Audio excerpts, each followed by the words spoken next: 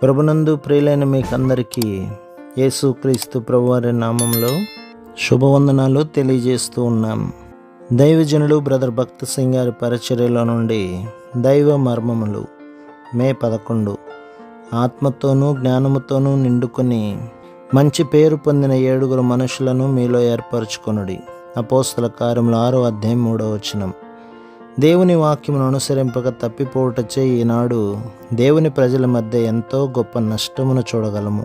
ప్రార్థన ద్వారా పెద్దలను కనుగొనగలమనుకుని వారు సహితము అజాగ్రత్త పరులై దేవుని సేవకులు జత పనివారుగా కలిసి ప్రార్థించుటాను ఈ ప్రాముఖ్యమైన పనిని నిర్లక్ష్యం చేసి మానవుల యోగ్యతలు, మాట్లాడుటలో వారికున్న సామర్థ్యతను లేక లోకమునందలి వారి స్థానము, ఇతర అర్హతలను బట్టి నడిపించబడు పెద్దలను నియమించుచున్నారు. దాని ఫలితము ఆత్మీయ గొడ్డుబారిన పరిస్థితి. ఆత్మీయముగా పసిపిల్లలుగా నుండుట, కూడికలకు వచ్చిన వారు తిరిగి ఆకలితోనే వెళ్ళిపోవచ్చున్నారు. ఆ తరువాత దావీదు పశ్చాత్తాపడగా దేవుడు అతనిని క్షమించెను. దేవుడు దయాళుడు, కృపానిధి. మనము తగ్గించుకొని మన పొరపాట్లు తప్పిదములు ఒప్పుకొనునచో మనలను క్షమించి పోగొట్టుకొనిన సమస్తమును తిరిగి పొందుటకు సహాయం చేయువాడై ఉన్నాడు. దేవుని మందసము యేసుక్రీస్తు ప్రభువును గురించి మాట్లాడుచున్నది.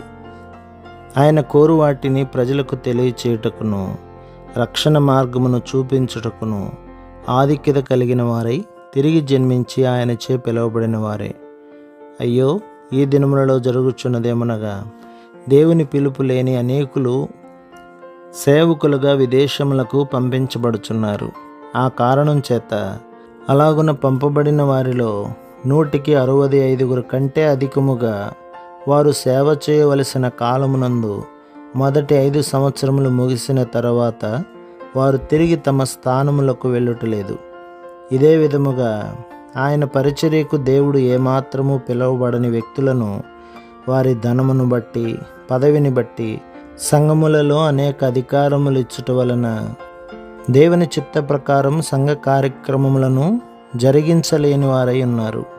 ప్రభు మిమ్మును, మీ కుటుంబమును, మీ సంఘమును దీవించి ఆశీర్వదించునుగాక. ఆమేన్.